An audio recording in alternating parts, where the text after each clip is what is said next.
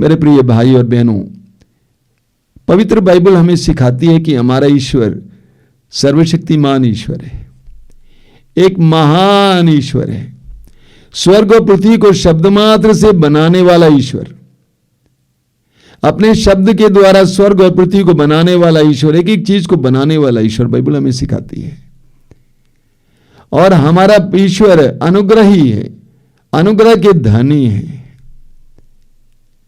अनुग्रह के धनी, करुणा सागर, दया सागर, पुकारने वालों को सुनने वाला,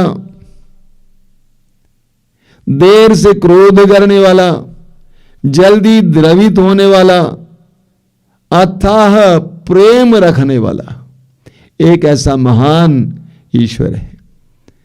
और वह ईश्वर चाहता है कि हमारे जीवन में उनके अनुग्रहों से हम भर जाएं, आशीषों से हम भर जाएं। प्रभु यीशु स्वयं यूहन्ना के समाचार के अध्याय 15 वाक्य 8 में कहते हैं कि मेरे पिता की महिमा ऐसे प्रकट होगी कि तुम बहुत फल उत्पन्न करो और मेरे शिष्य बने रहो। ईश्वर चाहता है कि हम बहुत फल उत्पन्न करें, और ईश्वर चाहता है कि हम उनसे बहुत फल उत्पन्न करने का सामर्थ्य भी प्राप्त करें। यह कैसे हो सकता है? यह तभी संभव है जब हम दुर्बल इंसान अपने आप को और अपने जीवन को प्रभु को अर्पित करें, समर्पित करें। जब हम अपने जीवन को प्रभु के हाथ में समर्पित करते हैं तो प्रभु अपने अपार वैभव में हमें सहभागी बनाते हैं।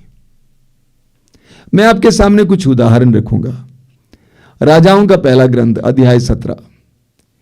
पूरे इस्राएल में अकाल पड़ा था, सारे जलाशय सूख रहे थे, लोगों के पास पीने के लिए पानी नहीं था, जानवर मर रहे थे, मनुष्य मर रहे थे। ऐसे में ईश्वर ने अपने चुने हुए नबी एलिया को आदेश दिया कि तुम किरीत के घाटी में जाकर गुफे में बैठे रहना, मैं तुम्हारे लिए भोजन का प्रबंध करूंगा और किरीत का पानी पीकर जिंदा रहना।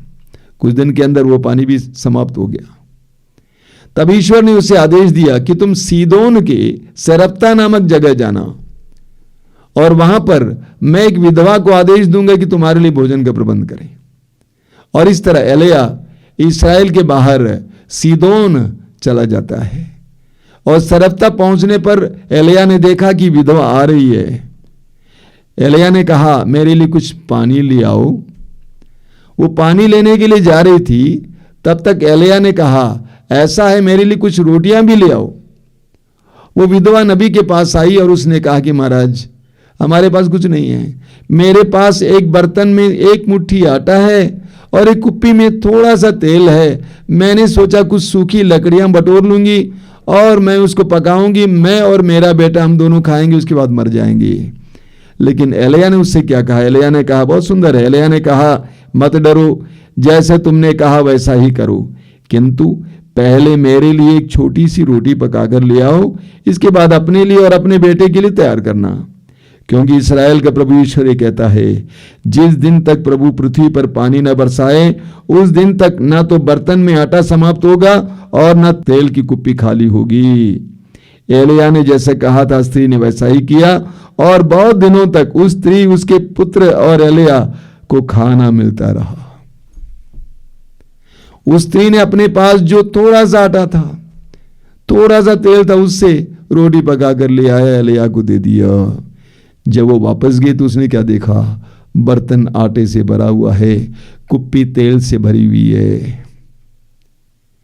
यह है समर्पण का चमत्कार, यह है समर्पण का चमत्कार। उसके पास जो कुछ था उसने प्रभु के नाम पर एलिया को दे दिया। हमारे पास जो कुछ है, जब हम प्रभु के नाम पर देते हैं, प्रभु के लिए देते हैं, प्रभु के लोगों के लिए देते हैं, तो प्रभु हमारे लिए प्रबंध करते हैं। सूक्ति ग्रंथ के अध्याय 16 वाक्य 3 में आपने बार बार इस वचन को पढ़ा है, अपने सभी कार्य प्रभु को अर्पित करो और तुम्हारी योजनाएं सफल होंगी। अपने सभी कार्य प्रभु को अर्पित करो और तुम्हारी योजनाएं सफल होंगी। इस प्रवचन के रिकॉर्डिंग से 2 घंटे पहले एक जवान लड़का, 29 साल का लड़का मुझसे मिलने आया, विश्वासी है। कई दिनों के बाद मैं इसको देख रहा था, बाल लंबे, दाढ़ी लंबी, मैंने कहा तेरा चेहरा कैसे बन गया है? उसने कहा फ्रस्ट्रेशन है, यानी निराशा है। मैंने पूछा विश्वासी और निराशा ये कैसे हो सकता है? एक विश्वासी कभी निराशा में नहीं रहता है, कभी निराशा आ जाती है लेकिन मिट जाती है। Frustration and faith can go together, दोनों एक साथ नहीं जाता। हमारी समस्या क्या है? हमारी समस्या यह है कि हम अपनी योजना बनाते हैं और चाहते हैं कि प्रभु मुहर लगा दें। हम अपने आप को समर्पित करने को तैयार नहीं हैं, अपनी इच्छाओं को समर्पित करने को तैयार नहीं हैं, ये कहने को तैयार नहीं कि प्रभु ये मेरी इच्छा है लेकिन तेरी इच्छा पूरी हो, प्रकट कर। वचन में लिखा हुआ अपने सभी कार्य प्रभु को अर्पित करो, तुम्हारी योजनाएं सफल होंगी। प्रभु को अर्पित करना है। उस नारी ने अपने पास जो कुछ था प्रभु के नाम पर उस नबी को दे दिया, बहुत बड़ा चमत्कार हुआ। ये समर्पण का चमत्कार है। हमें पुराने विधान के इब्राहिम के जीवन में समर्पण का एक जबरदस्त उदाहरण मिलता है। हम सभी जानते हैं, हम थोड़े समय में मनन करेंगे। ईश्वर ने इब्राहिम को बुलाया जब वो 75 साल के थे और एक नई जगह की ओर ईश्वर ले गया। ईश्वर ने इब्राहिम से कहा, जो निसंतान था, ईश्वर ने कहा कि आकाश के तारों की तरह और समुद्र तट के बालू कणों की तरह मैं तुम्हें असंख्य संतान दूंगा। लेकिन इब्राहिम को कोई संतान नहीं मिली। 99 साल के बाद 100 साल की उम्र में इब्राहिम को एक संतान मिली। जरा सोचिए, 100 साल के इंतजार के बाद एक संतान मिले, वो संतान उस इंसान के लिए कितना प्यारा होगा। और वो बेटा बढ़ रहा था, इसहाक बड़ा सा बालक बन गया। प्रभु की आवाज आई, आप पढ़ेंगे उत्पत्ति ग्रंथ के अध्याय 22 में प्रभु ने इब्राहिम को बुलाया और क्या कहा, इब्राहिम इब्राहिम,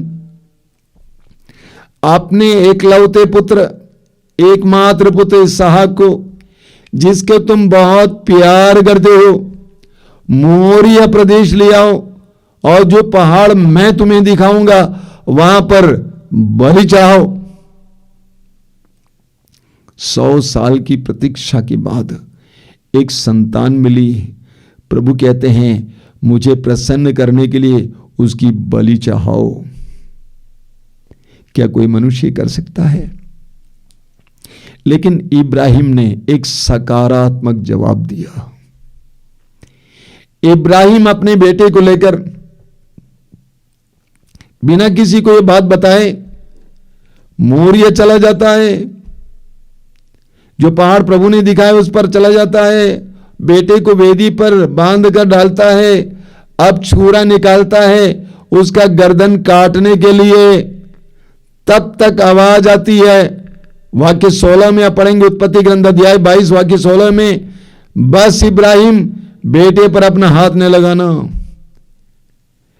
तुमने वो किया, तुमने अपने एकलौते पुत्र को भी मुझे देने से इनकार नहीं किया, इसलिए मैं शपथ खाकर कहता हूं कि मैं तुम पर आशीर्वाद बरसाता रहूंगा। इब्राहिम ने अपने एकमात्र पुत्र को, एकलौते पुत्र को, जिसको वह और सारा और सभी लोग इतना प्यार करते थे, उसके जीवन के मकसद का एकमात्र कारण था, उसके बुढ़ापे की लाठी था, उसको देने से इनकार नहीं किया। समर्पण। नतीजा, प्रभु कहते हैं मैं शपथ खाकर कहता हूं मैं तुम पर आशीर्वाद बरसाता रहूंगा। इब्राहिम ने एक बहुत बड़ा रिस्क लिया, जोखिम उठाया, उसके लिए प्रभु ने आशीर्वाद दिया, प्रचुर मात्रा में आशीर्वाद दिया। हालांकि इसहाक की बलि तो नहीं चढ़ी, आशीर्वाद मिला। एक दंपति मुंबई से आए थे आश्रम में 2 साल पहले। जब वो भाई कंपनी में काम कर रहे थे, कई साल पहले की बात है, काम करते समय उनका मन बिल्कुल उस काम में नहीं लगता था। हालांकि बहुत अच्छी नौकरी थी, मन नहीं लगता था। उसके मन में एक विचार आया कि मैं कलीसिया की सेवा करूंगा। उसकी पत्नी ने एक दिन पूछा कि तुम कैसे काम करते हो, कंपनी जाने के लिए तुम्हारे अंदर कोई इच्छा नहीं है क्या, तुम छोड़ना चाहते हो? उसने सच कहा कि देखो ऐसा है कि मुझे वो काम करने की इच्छा नहीं है, मैं तो उसको छोड़ना चाहता हूँ और कलीसिया की सेवा करना चाहता हूँ, विश्वास की वृद्धि के लिए काम करना चाहता हूँ। ये मुझे प्रेरणा मिल रही है, वो सशक्त प्रेरणा मिल रही है। और वो भाई जाकर अपने पल्ली पुरोहित को, अपने वहां के पुरोहित से कहा कि फादर ऐसा है कि मैंने निर्णय लिया कि नौकरी छोड़ दूंगा। फादर ने कहा कि पागल हो गया है, बड़ी मुश्किल से एक नौकरी मिलती है और तुम्हें अच्छी खासी नौकरी मिली, उसको छोड़ दोगे? तुम्हारे बच्चे मेरे पास आएंगे बर्तन लेकर भीख मांगने। भाई छोड़ चले गए। पल्ली पुरोहित ने उनकी बेटियों को बुलाया और कहा कि देख तेरे पापा नौकरी छोड़ने वाले हैं, ऐसा नहीं करने देना क्योंकि तुम भीख मांगोगी, समझ लो। वो भाई नहीं छोड़ा, वो नौकरी छोड़ देता है, कलीसिया की सेवा करने लगता है। उस भाई ने कहा जब से मैंने नौकरी छोड़ी, इतनी बड़ी जोखिम ली, मेरे परिवार पर आशीष बरसती रही, कोई कमी नहीं आया, मेरे परिवार में किसी भी प्रकार की कमी नहीं आई, प्रभु ने कमी होने नहीं दिया। स्तोत्रकार कहता है स्तोत्र 23 में, जरा सुनिए, बार बार आप बोलते हैं प्रभु मेरा चरवाहा है, मुझे किसी बात की कमी नहीं। हमारे जीवन में कभी कभी ऐसे समर्पणों के लिए प्रभु चाहेंगे, करना पड़ेगा, हमें डरना नहीं चाहिए। जिसको हम बहुत प्यार करते हैं, जिसके प्रति हमें बहुत ज्यादा लगाव है, जो हमारे लिए बहुत प्यारी सी चीज है, प्यारा सा काम है, प्रभु कहते हैं छोड़ो तो छोड़ना पड़ेगा। मैं नहीं कह रहा हूं कि आप लोग नौकरी छोड़िएगा, लेकिन और भी बहुत सारी चीजें हैं जिसको हम बहुत प्यारा समझ कर रखते हैं। जब हम समर्पित करते हैं, प्रभु हमारे ऊपर प्रचुर मात्रा में आशीष बरसाते हैं। स्तोत्रकार कहता है, स्तोत्र 37 वाक्य 5, बार बार आपने सुना है, वहां पे क्या लिखा हुआ है?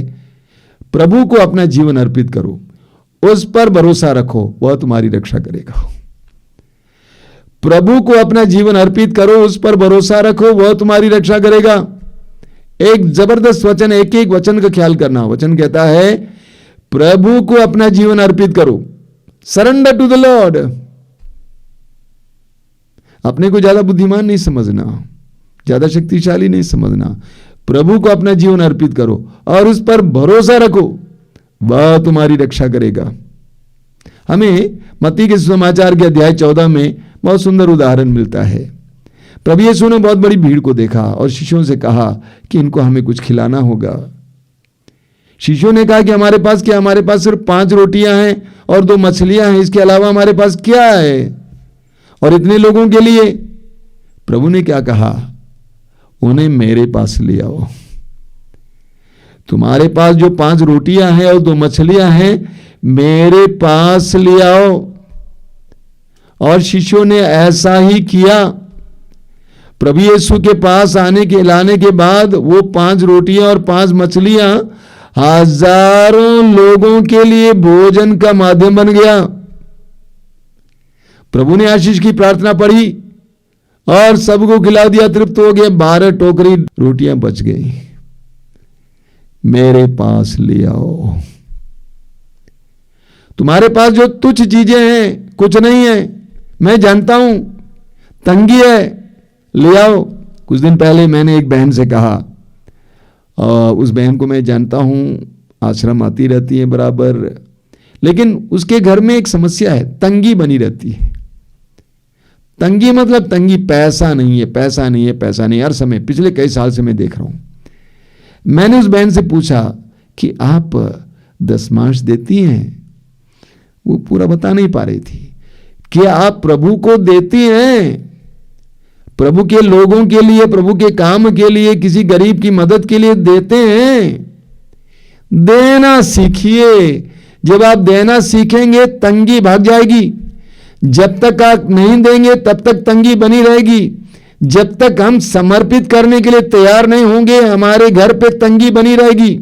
जब तक आप अपनी तुच्छ भी, जो भी होगा, उसमें से भी प्रभु के लिए और लोगों के लिए देने को तैयार होंगे, उस समय आपके जीवन में आशीष पर आशीष बरसेगी। प्रभु ने शिष्यों से कहा, तुम्हारे पास जो है वो मेरे पास ले आओ। ले आए, समर्पित किए, हजारों लोगों के लिए वो भोजन के लिए माध्यम बन गया। मेरे प्रिय भाई और बहनों, जब हम अपने जीवन में प्रभु को समर्पित करने लगेंगे, अपने जीवन को, अपनी बातों को, अपने परिवार को, अपने लोगों को प्रार्थना में और विभिन्न रूपों में जब हम समर्पित करने लगेंगे तो हमारे जीवन में भी यही होगा जो उन 5 रोटियों और 2 मछलियों से हुआ। प्रभु प्रचुर मात्रा में अनुग्रह देंगे। आप जानिएगा, एक भक्त के लिए, एक विश्वासी के लिए सबसे कठिन चीज समर्पण है।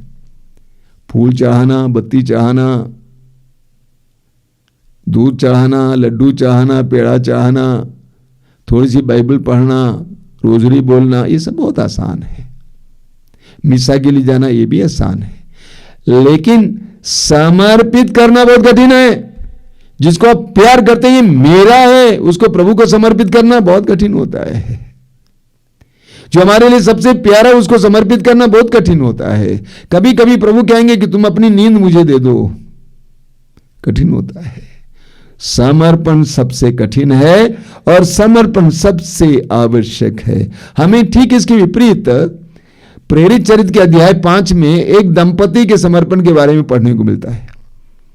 उस जमाने में जो विश्वासी थे, विश्वासी लोग अपनी संपत्ति को बेचकर उसका धन ले आकर प्रेरितों के हाथों में रखते थे और प्रेरित कलीसिया के लोगों की आवश्यकता के अनुसार उसको वितरित करते थे। एक प्रकार के सामाजिक जीवन होता था उस समय, समाजवादी सामाजिक जीवन। उस समय एक दंपति थे, उसका नाम था अननियास और सफेरा। वे भी विश्वासी थे। उन्होंने अपनी संपत्ति को बेच दिया, लेकिन आधा पैसा अपने पास रखा। आधा ले आकर पेतरुस के चरणों पर रख दिया अननियास ने। पेतरुस ने देखा कि ये पूरा नहीं है, पवित्र आत्मा ने उसको बता दिया।